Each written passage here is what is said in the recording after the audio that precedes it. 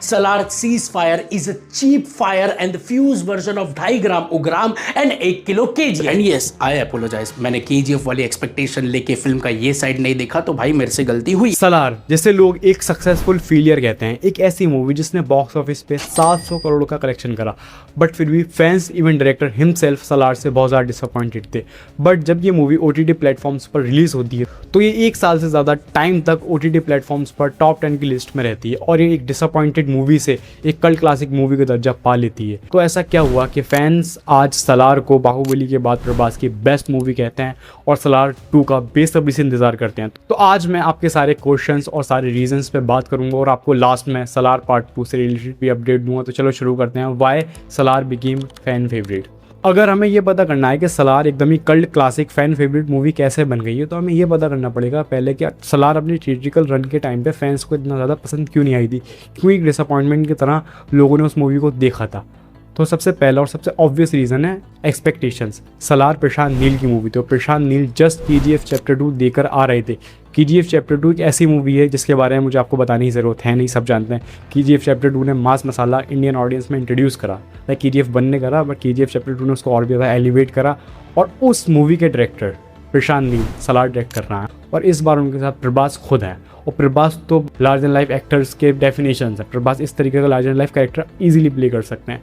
तो लोगों ने मान के चला था कि प्रभास और प्रशांत नील का कॉम्बिनेशन बहुत ज़्यादा ही हैवी मास मसाला कमर्शियल मूवी डिलीवर होगी, बहुत खतरनाक एक्शन सीक्वेंसेस होंगे और ये मूवी R-rated भी होने वाली है. इसमें बहुत ज़्यादा अच्छी डायलॉग डिलीवरी होगी जैसे KGF में थी. लोगों ने KGF, बाहुबली और प्रभास की ओल्ड मूवीज़ इसका एक कॉम्बिनेशन अपने दिमाग में बना के रखा था कि हमें एक बहुत बड़ी लार्ज एंड लाइफ मूवी देखने को मिलेगी. बट उन्हें देखने को मिलता है एक सेटअप, जस्ट सेटअप.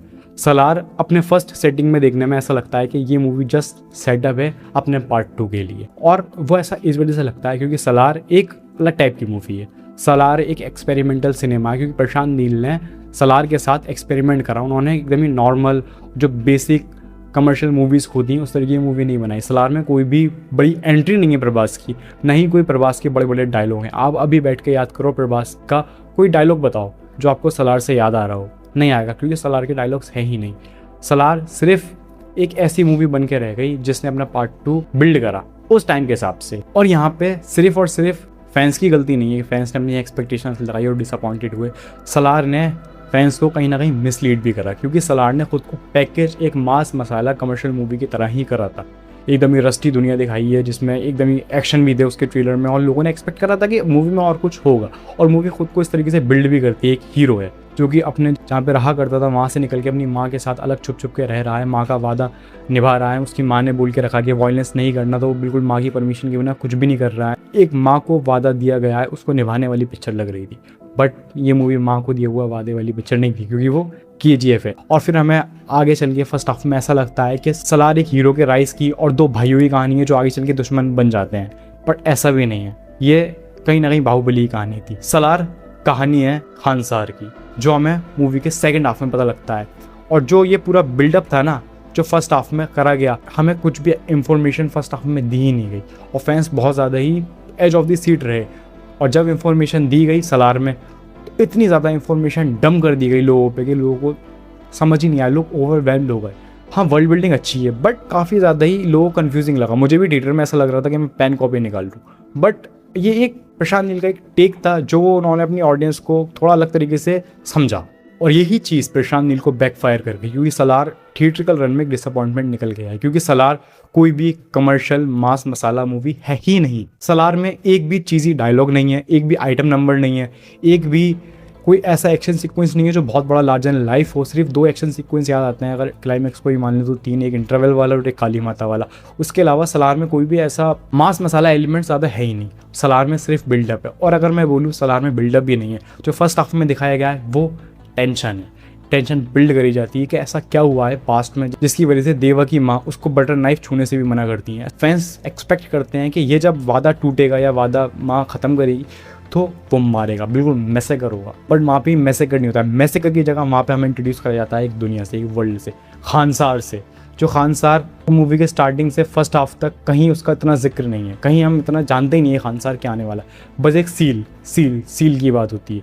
बट जब हम खानसार से इंट्रोड्यूस करा जाता है तो बहुत देर हो चुकी होती है. फैंस थिएटर में जाते हैं एक एक्सपीरियंस लेने, एक लार्ज एंड लाइफ एक्सपीरियंस लेने अगर वो प्रभास के पिक्चर देखने आते हैं, वो थिएटर में क्लैप करने जाते हैं, चीयर करने जाते हैं, चीखने चिल्लाने आते हैं और उन्हें एक कॉम्प्लेक्स स्टोरी दिखाओगे तो वो इतना एक्सपेक्ट नहीं करते हैं प्रभास की पिक्चर से। बट ये चीज़ OTT पे बिल्कुल अलग निकल कर आती है। OTT पे फैंस एक्सपेक्ट करते हैं ऐसा कुछ कॉम्प्लेक्स अगर हमें देखने को मिलेगा हम देख लेंगे। OTT पे लोगों के पास पीछे करने का ऑप्शन होता है, मूवी को होल्ड करने का ऑप्शन होता है, मूवी को प्रोसेस करने का ऑप्शन होता है और ये सारी चीज़ें लोग OTT में करते हैं और तभी OTT में सलार को अप्रिसिएशन मिलती है। और इसके साथ साथ एक रीज़न और है, इतना ज़्यादा ही अगर किसी चीज़ को नेगेटिव रिव्यूज़ मिलेंगे और वो इतनी बुरी होगी भी नहीं और फिर जब विदाउट एक्सपेक्टेशन किसी चीज़ को देखा जाएगा और वो अच्छी निकल कर आएगी तो वो चीज़ आपको बहुत ज़्यादा अच्छी लगेगी। और यही चीज़ सलार के साथ होती है। जब सलार मूवी रिलीज़ हुई थी तो ऑलमोस्ट सारे रिव्यूअर्स ने उस मूवी को ख़राब ही बताया था, उस मूवी को एक डिसअपॉइंटेड ही बताया था, बिल्कुल ही उस मूवी के अच्छे रिव्यू कहीं नहीं आए थे। यहाँ तक कि ऑडियंस ने भी उस मूवी को ख़राब बताया। तो जब इतना मूवी को लोगों ने ख़राब सुन लिया था, जो मूवी 1000 करोड़ का पोटेंशियल रखती थी वो 700 करोड़ पे एंड हो जाती है, तो फैंस की थोड़ी सी भी एक्सपेक्टेशंस नहीं थी। बट जब विदाउट एक्सपेक्टेशन सलार को देखा और सलार के कॉम्प्लेक्स वर्ल्ड को देखा, या मैं कहूँ सलार का सेमी फैंटेसी वर्ल्ड को देखा, तो फैंस को वर्ल्ड बहुत ज़्यादा ही इंटरेस्टिंग लगा। फैंस ने उसके बारे में रिसर्च करी, जाना और वीडियोस देखी। ऐसा आपने लास्ट टाइम कब देखा था कि कोई दुनिया हो जिसमें अलग ही ट्राइब हो, जिसमें अलग ही 3 क्लैन हो, उसके अंदर का कॉन्फ्लिक्ट हो, उसके अंदर ये इतनी खरी पॉलिटिक्स हो, फैमिली ट्री हो और फिर लास्ट में रिवील हो कि जो इंसान का कुछ पता ही नहीं है वही उस गद्दी का वारिस निकल गया है।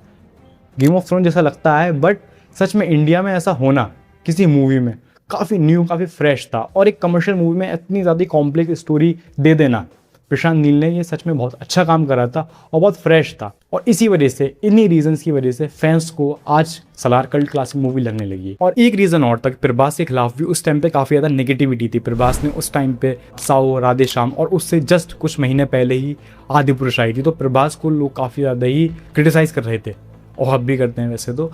इसी वजह से अगर प्रभास की थोड़ी सी भी गलती अगर मूवी में निकल के आई तो उसको बहुत ज़्यादा हाईलाइट करा गया था। बट प्रभास ने अपने आप को बहुत अच्छे से रिप्रेजेंट करा था सलार में। आज भी इस मूवी के एडिट्स ऐसे ही नहीं बनते हैं। सच में ये मूवी ने अपना काम कर दिया है और जब भी इस मूवी का पार्ट 2 आएगा तो फैंस को बहुत बहुत ज़्यादा पसंद आएगा। इस मूवी का पार्ट 2 ड्रैगन के बाद शूट होना शुरू हो जाएगा। प्रशांत नील ने ऑलमोस्ट कंफर्म कर दी ये बात अपने इंटरव्यूज़ में। प्रभास की कुछ कमिटमेंट्स हैं जो कि फौजी, स्पिरिट और कल्कि करनी है। फौजी और स्पिरिट की शूटिंग इस साल निपटा लेंगे और फर्स्ट हाफ में 27 के वो कल्कि की शूटिंग भी निपटा लेंगे, जो कि ऑलरेडी चल ही रही है, बस प्रभास को ज्वाइन करना रह गया है। मिड 27 तक प्रभास ऑलमोस्ट पूरे फ्री हो जाएंगे और मिड 27 पे ही ड्रैगन का रिलीज़ है। फिर ड्रैगन के रिलीज़ के बाद प्रशांत नील भी फ्री हो जाएंगे। प्रशांत नील के फ्री होते ही, प्रभास के फ्री होते ही फुल स्विंग में सलार 2 का शूट शुरू होगा और सलार 2 हमें 2028 के लास्ट तक देखने को मिल सकती है। दिसंबर में ही मिली तो, क्योंकि दिसंबर में इतनी बड़ी मूवीज़ रिलीज़ होती हैं।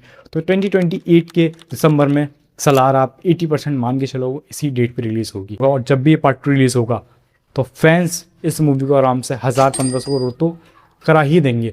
इतनी इस मूवी कल्ट फैन फॉलोइंग बन चुकी है और प्रशांत नील ने खुद कहा है कि ये मूवी फैंस को डिसअपॉइंट नहीं करेगी। तो बस लाइक कर देना, शेयर कर देना, सब्सक्राइब कर देना। मिलते हैं किसी और वीडियो में। Guess I see the movies.